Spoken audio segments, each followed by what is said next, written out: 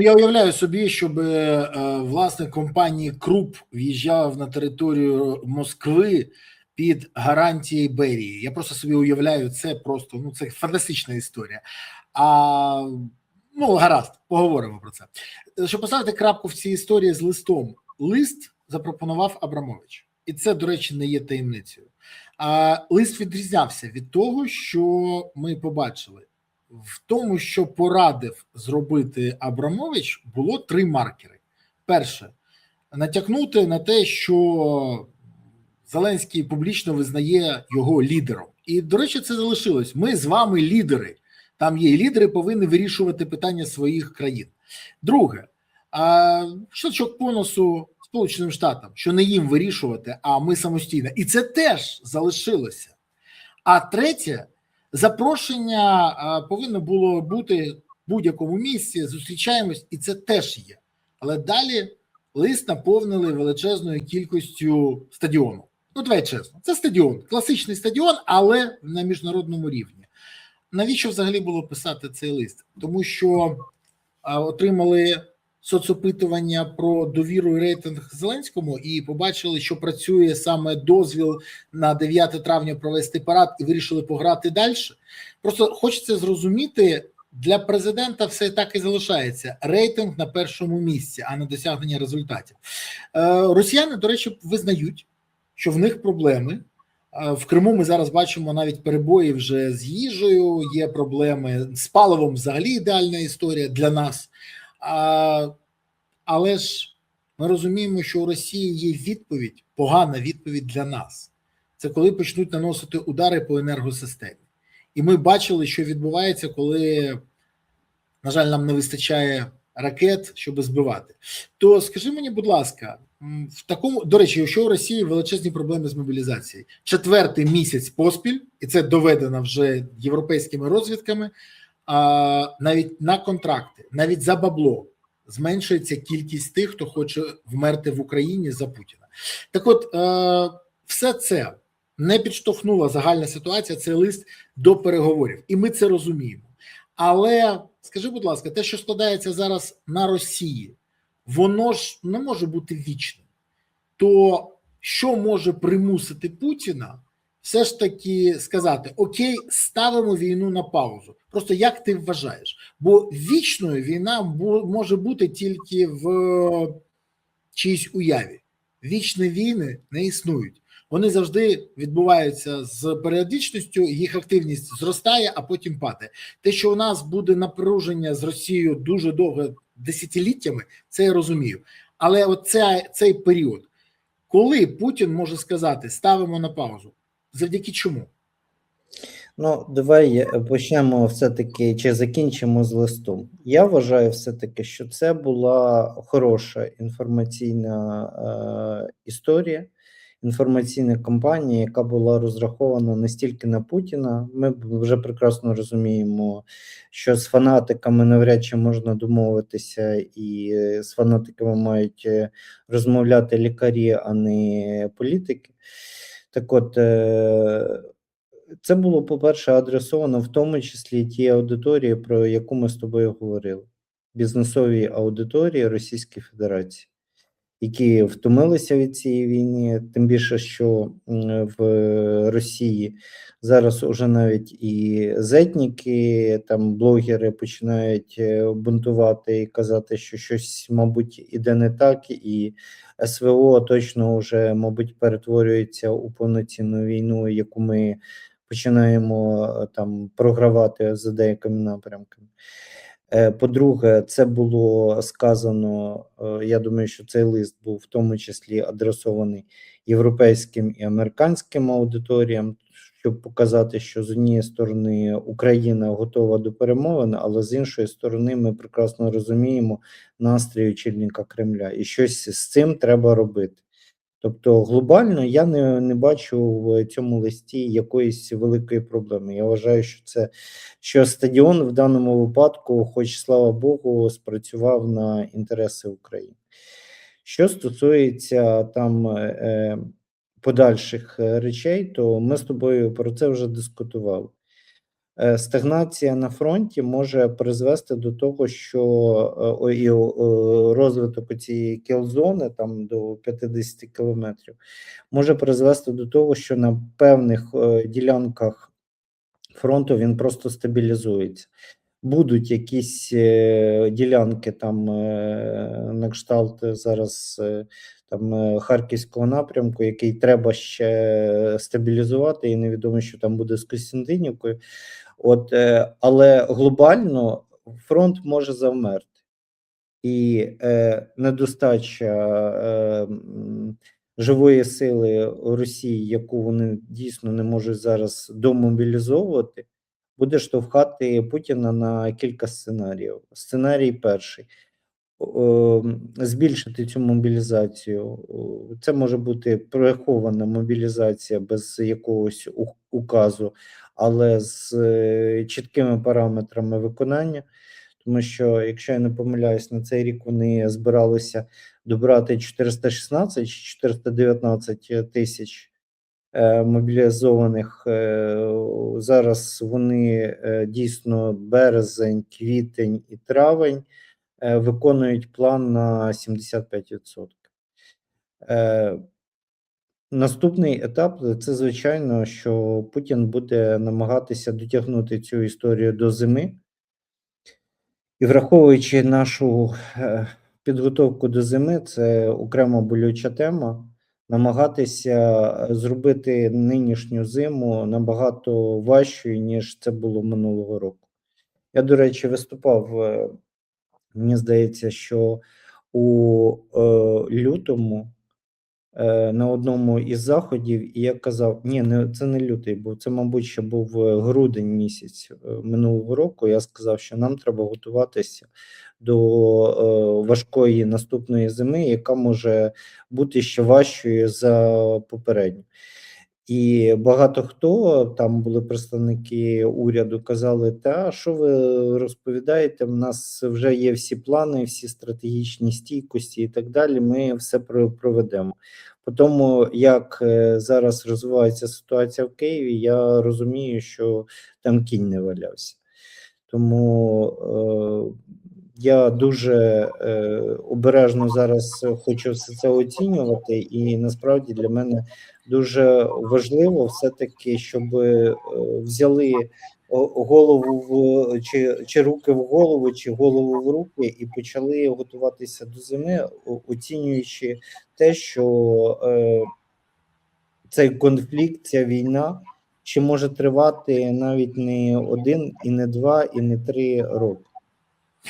Тобто вона може бути затухаючими фазами, вона може бути з загостренням цих фаз, але те, що вона навряд чи буде поставлена на паузу у листопаді чи до листопада, як розповідав в тому числі Володимир Олександрович, це мрія Володимир Олександрович, навряд чи це може бути. Я погоджуюсь з тобою і дещо додам. У нас дуже складна ситуація з Констахою. Костя Мошовець, один з найкращих військових аналітиків, які є в Україні, підтверджує ту інформацію, яку я отримав з Генштабу, що втримати буде майже неможливо. І червень-липень, якщо нічого не змінити, ми втратимо Констаху. На жаль, якщо це станеться, то це створить для нас величезні проблеми. Але для розуміння, щоб це змінити, щоб не дати втратити Констаху, треба поповнити особовий склад, зайнятися питаннями мобілізації, вирішити питання СЗЧ, терміни служби, забезпечення і забезпечити всіх необхідним. Саме дронами, всіми дронами, які тільки можливо. Цього не робиться. Так само не робиться і питання захисту енергооб'єктів. Нічого взагалі з того, що треба, не робиться. Так же, як і децентралізація енергосистеми не відбувається. І знову взимку ми будемо дивитися і казати, ой, як же пройти цю складну зиму. А те, що росіяни готуються бити по енергооб'єктах, теплооб'єктах, це навіть питань нема, бо нема жодного злочину, на який би ці терористи не пішли. І я не можу зрозуміти, звідки така байдужість в нашої влади. Я розумію, що в бункері буде тепло, світло і все інше. Але ж те, що відбудеться знову, буде викликати напруження всередині країни. І Зеленський повинен це розуміти. Він же бачив цю зиму. Тож, ну, якщо знаєш, де впадеш, підклади соломки. Ні, нічого не відбувається. Солому взагалі не використовують. Вибач за таке порівняння. Ну, а по Києву насправді це протистояння продовжується, і відповідно оці політичні ігри призводять до того, що ми дійсно знову будемо чути, що виїжджайте з Києва на зиму, тому що тут ми не зможемо вам гарантувати тепло, світло і воду. В гонитві за владу і контроль над фінансами президент України вже поплутав береги. І замість того, щоб об'єднатися. До речі, ти знаєш, от теж вчора ми говорили з одною людиною, він казав, от пам'ятаєш, коли там до тебе звернувся Аваков, хоча у вас були дуже погані відносини, коли росіяни намагалися зробити Бессарабську Народну Республіку, а ви тоді всі туди примчалися. Ти примчався представники Нацполу, ну ти був як там одно з облич, яке асоціювалося з правим сектором, радикалами, примчалися туди представники Айдару, ще, і ви це поламали. Хоча стосунки були погані, тому що інтереси держави на першому місці. Зараз це неможливо навіть уявити. Попри зустрічі президента з різними представниками фракцій, далі розмов нікуди нічого не йде. Гаразд, це ми поставимо крапочку тут, або 3 крапочки, і крокуємо далі. Важлива тема, яку я не можу обійти. Угорщина. Теж на цьому тижні візит президента до Угорщини. Вже анонсовано навіть те, про що будуть говорити. Петр Мадяр хоче лікувати біль або хворобу Тріанону Україною. Для угорців тема Великої Угорщини жива як нікуди. Змінився Орбан, але тема залишилася. І, ну, давай відверто, не може Мадяр просто сказати, все, забули про цю тему, бо це викликає ще велике розчарування в ньому. Скажи, будь ласка, чого чекати від цієї теми? Вже відбулися деякі зливи, про дещо не хочуть казати, про дещо дійсно не хочуть казати, але ми вже розуміємо, після цієї зустрічі угорці все одно вийдуть і скажуть, ми досягли, ми нарешті дотисли. То чого чекати від цієї зустрічі? Це дійсно якась проблема для нас, чи навпаки вирішення проблеми? І що там з історією про те, що угорці дуже хочуть, щоб обов'язково в Верховній Раді була квота для депутата Верховної Ради від угорської меншини? Ну, забігаючи наперед, скажу, що ми найближчим часом будемо мати подібну історію ще й з Болгарією. Я вчора про це казав в ефірі і кажу ще раз. Не тільки, там ще й румуни можуть підключитися. В нас взагалі Україна багатонаціональна держава. Так от, ладно, гаразд. От ти експерт з цього питання, я тебе запросив сюди, тому, будь ласка, розкажи, чого нам чекати, які наслідки можуть бути, бо, як сказав пан Мішустін, так, наш український, він сказав, що якщо в цьому питанні відпустити вожжі, натягнути буде вкрай складно. Ну, насправді, тут же ж питання дійсно національних меншин, яке періодично виникає, і воно виникає протягом усієї незалежності України. Ти абсолютно правий, що історія з Великою Угорщиною, з Великою Польщею, з Великою Румунією, з Великою Болгарією, вона постійно не просто виникає в інформаційному полі. Це історія, яка тягне за собою дуже багато політичного підтексту і політичного контексту. Єдине, в чому там зараз змінилася ситуація щодо Угорщини, що Мадяр нібито дає добро на те, що добро Угорщини на те, що в Україні відкрили цей перший кластер до вступу в Європейський Союз, і лише потім буде обговорювати потенційні можливості для тих моментів, пов'язаних із угорською меншиною в Україні. А це, нагадаю, угорська мова в школах, угорська мова на виборчих дільницях, дуже багато речей пов'язаних із захистом угорців. І я думаю, що тут питання там не одного законодавства, не одного закону, тобто освіта, культура. І оцей пункт, про який ти сказав, про те, що має бути ще й квота в Верховній Раді, ну це вже, мені здається, переходить там будь-які норми пристойності. Я дуже добре пам'ятаю, як один із послів був попрошений на вихід, коли він офіційно їздив на містечко на Закарпатті і роздавав угорські паспорти. Це тоді, це ще було, мені здається, що за часів Ющенка, і його попросили на вихід, розуміючи, що це переходить будь-яку межу. Зараз кількість угорців, до речі, в Україні значно скоротилася в зв'язку з війною, багато дуже виїхало в Угорщину. Але от це питання там поки що до цього часу не зникло, і воно все одно грає в першу чергу на внутрішній політиці Угорщини. Так само, як і питання, які грають у внутрішній політиці Польщі. Якщо буде час, ми ще до цього повернемось так само.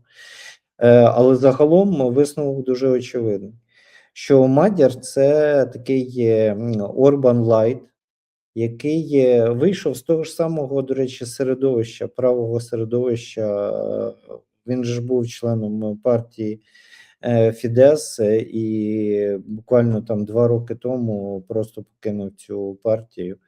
Тому ідейно вони чимось схожі, особливо щодо України, і розуміння того, що цей інструмент можна використовувати у своїх відносинах із Європейським Союзом для торгів, для відновлення інвестицій, для відновлення грантів, які мали надходити до Угорщини, які були Брюсселем в якийсь момент просто зупинені. І ми прекрасно розуміємо, через що вони були зупинені, через позицію Угорщини, яка переходила здоровий глузд.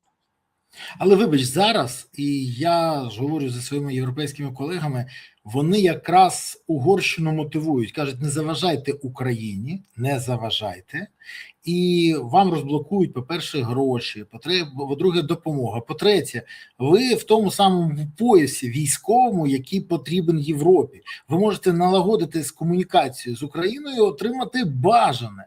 Теж це не є таємницею. Але Угорщина грає в історичну пам'ять. Це настільки важливо сьогодні для Мадяра, чи він просто не може змінити правила гри, які написані до нього? Ну, скільки років до цього лякали Україною? Скільки до цього років вважали, що Україна – це найбільша біда? Розвішуючи ці плакати із Зеленським на всіх угорських виборах, натякаючи на те, що Україна забирає, власне, гроші, які мали би йти на підтримку Угорщини, вони йдуть на війну. І все це загалом, дуже, це ж коли роками йде інформаційна кампанія, дуже важко переламати отак за 1, 2, 3 місяці. Це потребує час і політична воля, і здатність домовлятися, а не ставати в позу. Мадяр, звичайно, що він не може одночасно там зараз відкинути в тому числі і ці наративи, які називаються Велика Угорщина, да? Там, коли люди, які голосували за Орбана, в тому числі, вони ж голосували за повернення оцієї величі і слави. Як людей переконати, що світ змінився, що змінилися реалії, і треба нарешті трошки думати іншими речами, і речами, в тому числі, які стосуються безпеки, це має пройти певний час.